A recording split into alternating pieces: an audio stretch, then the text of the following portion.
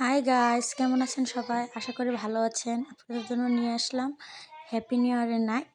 আজকে আমরা রান্না করব চিকেন বিরিয়ানি। আমাদের বাড়িতে একটা পার্টি হ্যাপি নিউ ইয়ার উপলক্ষে, তাই আপনাদেরকে হ্যাপি নিউ ইয়ার পার্টিতে আজকে কি রান্না করলাম সেটাই খাওয়া দাওয়া সব দেখাবো। আর সবাই যারা যারা আমার চ্যানেলটিকে সাবস্ক্রাইব করেনি তারা সাবস্ক্রাইব করে দেবেন আর পাশে থাকবেন। এই দেখুন, আমরা আজকে বিরিয়ানি রান্না করব।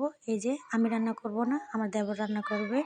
এই দেখুন, আমার দেবর এদিক দিয়ে পেঁয়াজ কেটে নিয়েছে, আরেক দিক দিয়ে দেখুন আমার আরেক দেবর মাংস কাটছে। দেখুন, আমরা কিন্তু আজকে মোটামুটি 25 জন মানুষের বিরিয়ানি রান্না করব। পাশে থেকে দেখবেন আমার দেবর কীভাবে রান্না করে। এই যে আমার দেবর মাংস কাটছে, আর এদিকে আদা রসুন পেঁয়াজ এগুলো ছেলে নিচ্ছে। এই যে এবার আমি এগুলো ব্লেন্ড করে নেব। ব্লেন্ডার অনেকজন মানুষ তো, তাই আমি শিলনোড়ায় বাটবো না, ব্লেন্ড করে নেব। এই যে প্রথম ব্লেন্ডারে আমি পেঁয়াজ রসুন আর আদা, এর সাথে আমি আরও অনেক কিছু দেব, সেগুলো দিয়ে দেব। তারপর এখানে আমি গরম মশলা দিয়ে দেব, এলাচ দারচিনি দিলাম, কয়েকটা গোলমরিচ, পোস্ত, কাঠবাদাম দিয়ে দিলাম। এবার এতে ধনে পাতা, কয়েকটা কাঁচামরিচ।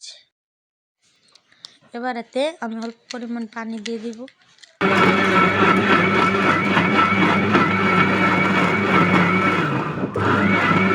ব্লেন্ড করা শেষ। এবার মাংসটা আমার দেবরে মেখে নেবে। এতে আমরা যে ব্লেন্ড করা মশলাগুলো সেটা দিয়ে দিল, বেশ অনেকটা পেঁয়াজ দিল। এই যে লঙ্কা গুঁড়ো দিয়ে দিল। এবার হলুদ গুঁড়ো দিয়ে দিল, ধনে গুঁড়ো আর জিরে গুঁড়ো।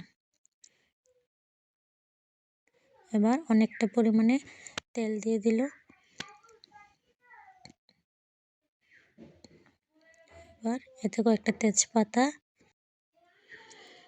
এবার অনেকটা নুন দিয়ে দিল পরিমাণ মতো। এবার এটাকে মেখে নিচ্ছে ভালো করে। আগে ভালো করে মশলা দিয়ে মাংসটা মেখে রান্না করলে কিন্তু মাংসের স্বাদই অন্যরকম হয়। এবার এতে অনেকটা সস দিয়ে দিচ্ছে।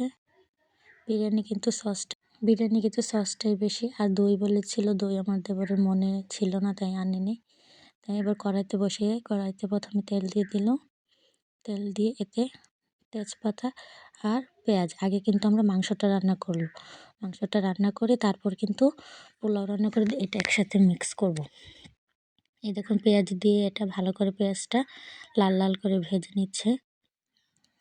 এই যে পেঁয়াজ মোটামুটি লাল লাল করে ভেজা হয়ে গেছে।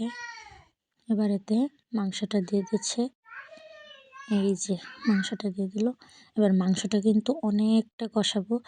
এটা কিন্তু আমাদের ব্রয়লার মুরগি, এতে কিন্তু আমরা এক্সট্রা কোনো পানি দেব না, কারণ এমনিতেই মাংস থেকে অনেকটা পানি উঠবে। এই দেখুন আমাদের মাংস রান্না কিন্তু মোটামুটি অনেকটাই শেষ। আর এই দেখুন এটা কিন্তু, আর এইদিকে আমার যা শসা লেবু এগুলো কেটে নিচ্ছে। এই যে আমাদের মাংস রান্না অনেকটাই শেষ। আমরা কোনো এক্সট্রা কোনো পানি দিই না। দেখুন কতটা পানি উঠেছে, অনেকটা কিন্তু পানি উঠেছে। এবার আমরা পোলাও রান্না করব। পোলাও রান্না করার জন্য আমরা কড়াইতে তেল দিয়ে দিলাম, তেজপাতা দিয়ে দিলাম। এবার গরম মশলা দিয়ে দিলাম। গরম মশলা দিয়ে এবার এতে আমরা আদা না একটু কুচি করেই কাটবেন। এই যে আদা কুচি দিয়ে দিলাম। আদা কুচি দিয়ে একটু নেড়ে আমরা এতে চালটা দিয়ে দেব। আমরা এখন এতে চালটা দিয়ে দেবো। চালটা একটু লাল লাল করে ভেজে তারপর কিন্তু আমরা পানি দেবো। আমরা আগে থেকেই কিন্তু গরম পানি করে রেখেছি ওইদিকে। এখন আমরা এতে চালটা দিয়ে দিলাম। আমাদের কিন্তু এখানে 4 কেজি চাল আছে আর 6 কেজি ব্রয়লার মুরগি। এই দেখুন চালটা লাল লাল করে ভাজবেন। এই যে আমাদের চাল ভাজা কিন্তু অনেকটাই কিন্তু পানি শুকিয়ে চালটা কিন্তু ভাজা ভাজা হয়ে গেছে। এই যে আমরা এখন গরম পানি দিয়ে দিলাম পরিমাণ মতো।